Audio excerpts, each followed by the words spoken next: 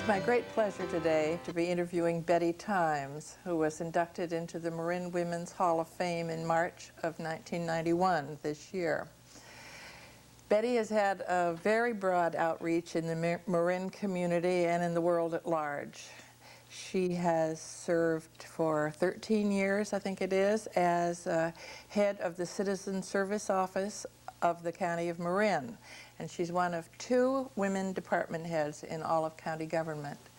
She's served 17 years on the Sausalito School Board, and right now she also serves on the Marin Marin Hospital District Board of Trustees. Besides that, she has held national office with the National Women's Political Caucus. But it's not so much what she does as who she is and what she believes in that makes Betty a county treasure. And so today we're going to talk to her about her life and how she got where she is and what she does believe in. The first question I wanted to ask Betty is kind of an open-ended one, and I hope it doesn't scare you. Betty, if someone were to ask you what you were trying to accomplish in your lifetime, what would that be? What I will try to accomplish, it will be a lot of things, Beth. I think that the path that I've already taken in terms of politics and that whole path, it's something that I will continue to do. Community service, I will always continue to do that because I really believe in giving back, you know, to the community what the community has given to me, and the community has given me a lot. I mean, I grew up in marvelous Marin, and it really it was back in the days when there was nothing here but the cows and the horses and just a very few of us. And I think this is a great place to be. Where were you born? I was born in the South. I was born in Grambling, Louisiana, and we say Grambling because it was out in the country, and so I mean that's a place where you know, that was a place that people could understand, you know. Uh-huh. I was born there, but I left there when I was 5 years of age, uh-huh, and came to Marin with my parents. How come? And one of my sisters. How come you came to Marin? What brought you here? The shipyard, World War II. And my father was recruited, as was a whole bunch of people from the South, to work in the shipyards. Mm-hmm. And this was a great opportunity, you know, and the money was good. The shipyard was operating 24 hours a day. You could work 1 shift, 2 shifts, it didn't matter, you know. Mm-hmm. And it was a good life for him. What had your dad done before you came here? He was a farmer. Mm-hmm. Mm-hmm. You say you came with 1 sister? Mm-hmm. Uh-huh. Is that the extent of your family? No. You had a other sibling? Yeah, my mom had 7 more. So I'm the oldest of 9. I have 6 sisters and 2 brothers. Wow. My mom and dad grew up right in the same community. And my father didn't, well, I don't think Dad even got to high school. My mom didn't finish high school. And so one of the things that they really felt was absolute must is that their kids had to get an education. And so in that regard, I think that especially my father worked all the time, and he thought, you know, anyone that worked was a real good person. Mm-hmm. You know, mm-hmm. I mean, the old ethic, you know. Mm-hmm. And that's why I like my husband so much, because my husband was a worker. Mm-hmm. Mm-hmm. Mm-hmm. But they were very good to us. I grew up in a working class family. I mean, mm-hmm. I didn't realize I was poor until I was, you know, old, but it was okay with us because we had, you know, we had a good life. And they were a close family? Very close. That's wonderful. You lived in Marin City? Yes. Mm-hmm. And what was that like? Growing up in Marin City, in the early years, Marin City was totally integrated. And I had all kinds of friends. I had white friends. I had Hispanic friends. And then during the 50s, when they decided there was going to be a real redevelopment of that community, and right after the war, a lot of people were able to move, which they did. And a good many of our friends moved wherever they wanted to in Marin County. Unfortunately, for the blacks in that community, we couldn't move anywhere we wanted to in Marin County because of the issue that they were dealing with at that time, called racism. A young person growing up in Marin City, where did you go to school? Went to school in the Sausalito School District in grade school, and then I went to Tam High, which is the best high school in the county. Shall we sing the fight song?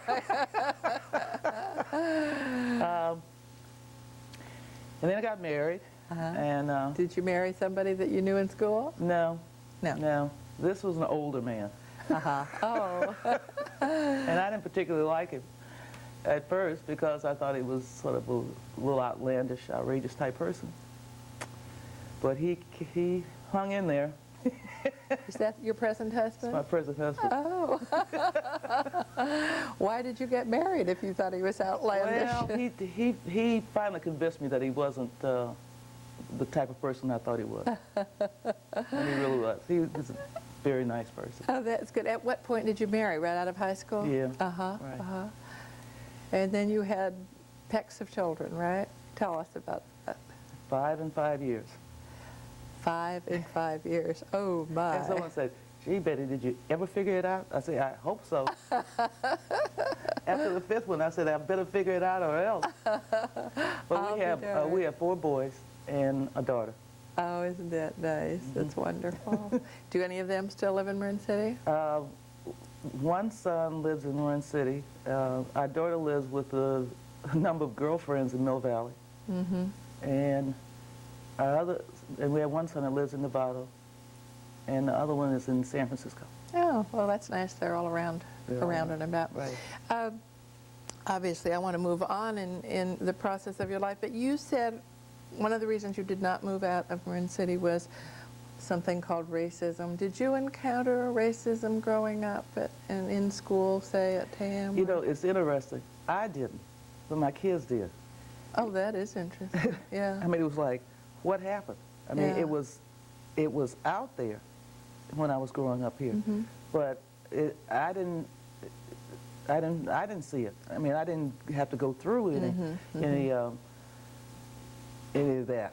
I mean, all my friends were, I mean, like growing up friends. Had white friends, had black friends. We'd go to parties in Mill Valley and Belvedere, and they'd come to Marin, you know. I mean, but my kids went through it, you know, when they were What do you going. think happened? I don't know. Isn't that sad? Do you think there's still problems of racism here in Marin? Is it getting better, getting worse? It's getting better, but there's still problems. And it's because people don't understand that everybody is not going to be like me, look like me, act like me. Did you ever visualize yourself working, having a job? I knew I had to work, and I knew as soon as the last son was born that I had to go to work, and I had to go to work full time because we needed that income. So at that point, I enrolled in a program that was established, I think, by the federal government. It was like one of those OEO, Office whatever. of Economic Opportunity, one of those things. It was a program whereby they paid for transportation and childcare, and they allowed you to go back to school. So I went to Hansel's Business College. Oh, in San Rafael? In San Rafael, and did that for 9 months and got my certificate.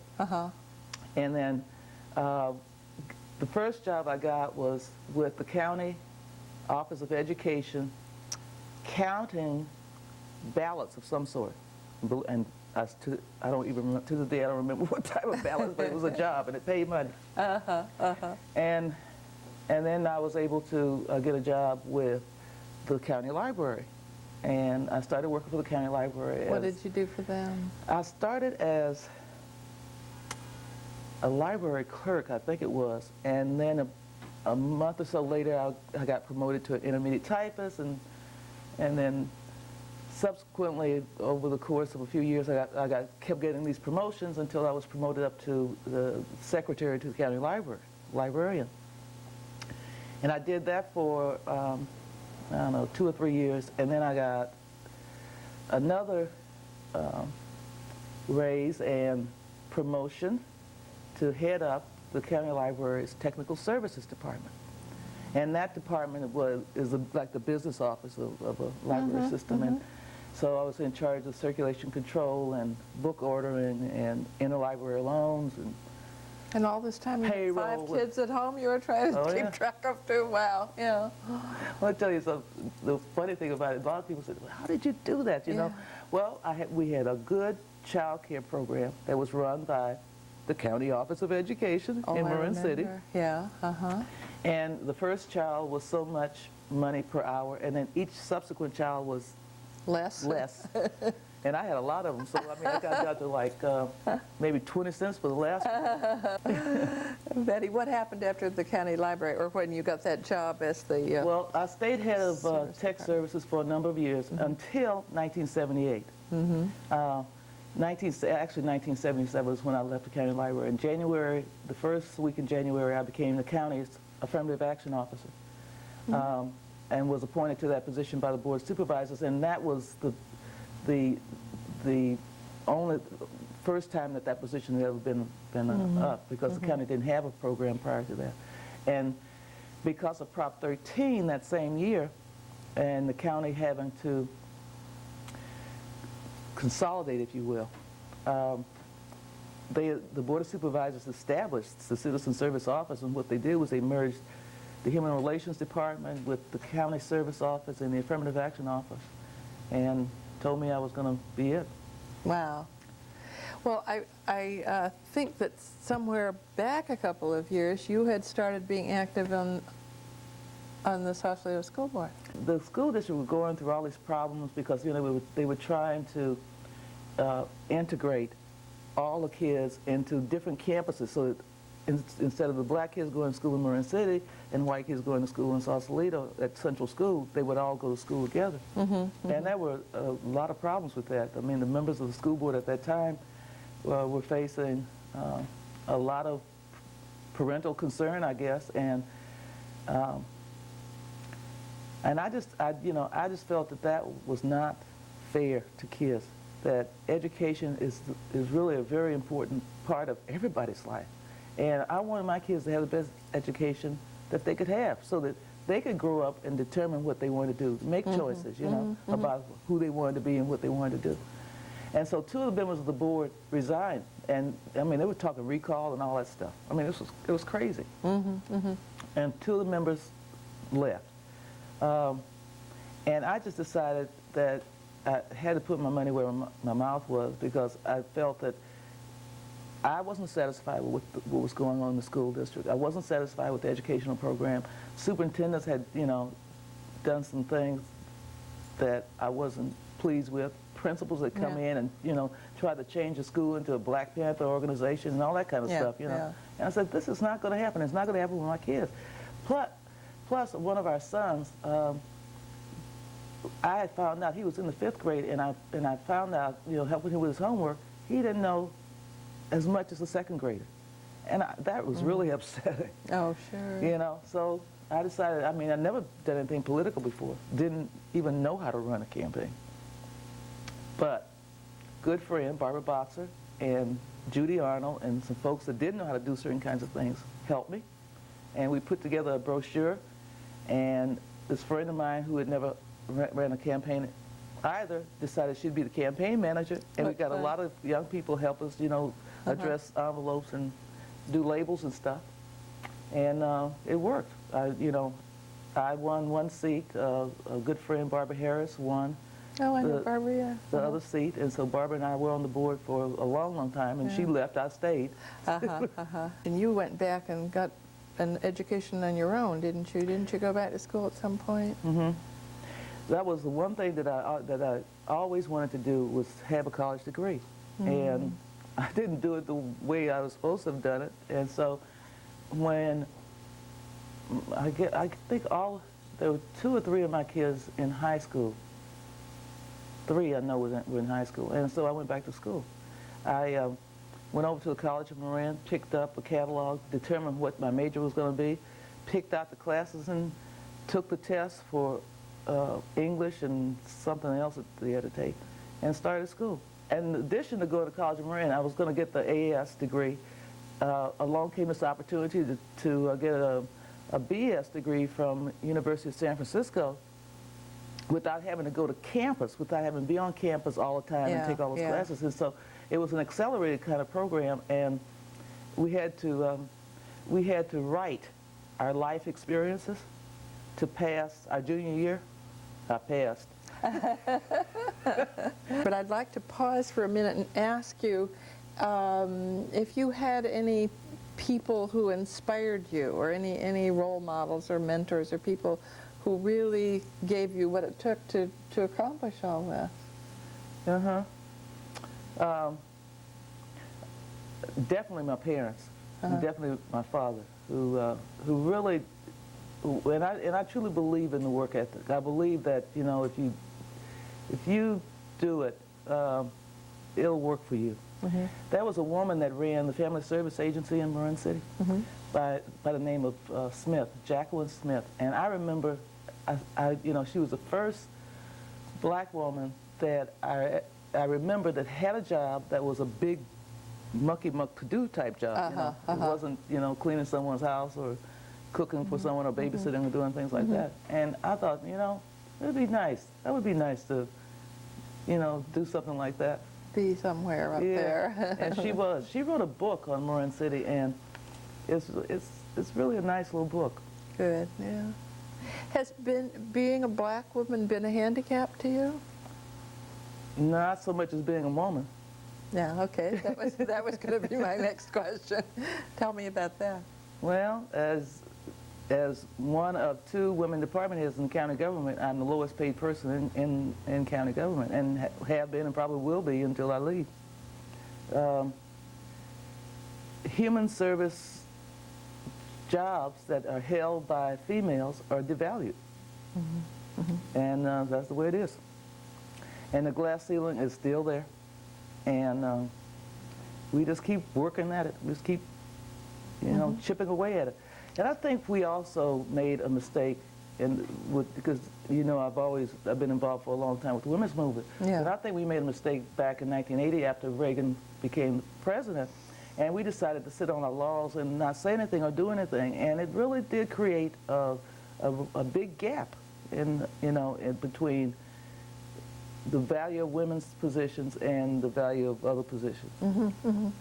Is that why you got active in the National Women's Political Caucus? Well, I got active because, you know, even though I had 5 children, I still believe in a woman's choice to, you know, I mean, I mean reproductive choice. Reproductive choice. And so that really sort of got me involved in the National Women's Political Caucus. And also, you know, equality in the workplace, and, you know, pay me the same thing that you pay the person next to me if we have the same job, you know. And so that's basically, you know, how I got involved. And I got involved with the Marin Caucus back when it was almost in its infancy. I think they had just formed it when I joined. Right. Do you ever feel as though you're carrying a banner for your gender or your race? And sometimes I wonder if I'm sane. But I still do it because that's who I am. I mean, When you were running for the hospital district board, I heard people say of you that your great gift was to mediate. I mean, to bring people together rather than to be confrontative or something. Do you think that's true? Is that something? It is very true. I mean, that's my style of operation. And sometimes it works very well, and sometimes it doesn't work. And when it doesn't work, I get real sad about that. But then I try and make it work. What do you think are some of your other strengths? You say you're fair, you work hard, you are who you are what you get, or you you get what you say, or something like that. Yeah. What are some of the other things about you that you think people have helped you get where you are? Well, a lot of people have helped me get where I am, and I think because they believe in the fact that I'm honest, and I'm fun. Yes, you're fun. Betty, I understand that you have announced that you're going to run now for the Board of Supervisors. Yes. Is that right? Yeah. How come? Because I think I can do a good job. I know I can do a better job than half of them up there. But I think I have a real commitment to this county, and I know a lot about county government and how it operates, as you know, being there for the past 20-some odd years. In fact, I'll start my 27th year in county government in August of this year. And I know the kinds of things that I care about. I care about people and people services, and trying to help those that can't help themselves. I care about, you know, the life, the quality of life in this county. And I care about people being able to stay here and live without it costing an arm and a leg and having, you know, two massive... Do you think you see some solutions to all of the problems that we have? You think there are solutions? There are solutions. I think we don't spend enough time talking to each other. I mean, I think we spend too much time dealing with separate little entities. I think the County Board of Supervisors needs to be right there hand in hand with the city councils, you know, to really come up with a reasonable fix to the transportation issue, to the traffic issue. I mean, that can be fixed. It's just no one's ready to sit down and say, okay, we've got to make this, we've got to fix it. And we're not going to fix it by putting another lane here, because the minute you put the lane here, then it fills up. Right, yeah, yeah. So, yeah, I think things can be fixed. It's interesting, though. You know, I ran for the Board of Supervisors in 1980. And some of the issues that we were talking about then, dealing with then, are still here. They're still the same issues. So in 12 years, nothing, 11 years, nothing has happened. Totally. How did you feel when you lost? Well, very disappointed, because it was so close. If I can remember correctly, it was like 1,600 votes that separated us. Do you have any other unfulfilled, I mean, have you always wanted to move on and up into higher political office? And how far do you want to go? Well, I once told a group of people that I wanted to go to as high as the governor, but I think I'm a little, unless I'm very, very healthy at 80, I don't think I'm going to make it that far, because I should have started when I was 30 or whatever, and I didn't. But there's one goal that I have, and that is to work out of the government. I want to work doing something in the corporate field. What, I don't know, but something. You know, a few of us have talked about maybe even starting our own business, and is that for just so you'll get a different perspective, or because right? Because I've always worked in government, for, you know, full-time jobs. My other jobs, the part-time and in-between jobs, was just jobs, but for the most part, I didn't get in government. Do you have any plans to doing that, leaving and? Oh yes, I'm gonna retire from the county next year. Oh, you are? Is this a scoop, or have you already told people? No, I told people. Oh, I didn't know. The newspaper's always the last to know. What do you do when you're not working with your nose to the grindstone all the time? Do you have any hobbies or anything you like to do? My favorite thing to do in the whole world is to go to 49er football games. And we're season ticket holders, and I make sure that I calendar every game, and nothing happens on that day. Oh, that's fun. Except that game. And tell me, what have been the hardest things in your life? Or what was the hardest period of your life? Well, I guess the hardest period was when, after John and I were married, the early years of our marriage, we were broke, you know, and that was real hard. You know, when you have kids and you have two and you're pregnant and you're broke. And he was doing construction. That's when he was doing housing construction in Marin, and it would rain and you couldn't work, and so, you know, it was just it was crazy. And I guess that's one reason why I just knew that I had to do something. I had to get out of there. I had to, you know, get some type of education so that I could go to work and help make it work for our family. What was the best part? The best part, I think, is right now. My family's all grown up, and John and I now have these cute little granddaughters. Oh, what fun. Well, we have two little granddaughters. Our youngest son has a little girl she's 9 months old now, Brianna, and our middle son has a little girl that's 7 months old, and that's Jessica. And they're really precious. That's fun. The kids were not fun. I mean, you know. Yeah, yeah. Parenting is hard work. Grandkids are fun. Now that you are a real adult with real grandchildren, do you have any words of wisdom? Do you have any words you live by, or any mottos that run your life, or any or maybe religion or whatever? What kind of do you think about when you think about what I live by? Oh, well, I think, you know, I live by being open and being honest and above board, and not try to be devious and underhanded and backstabbing. I mean, I really believe I've done that.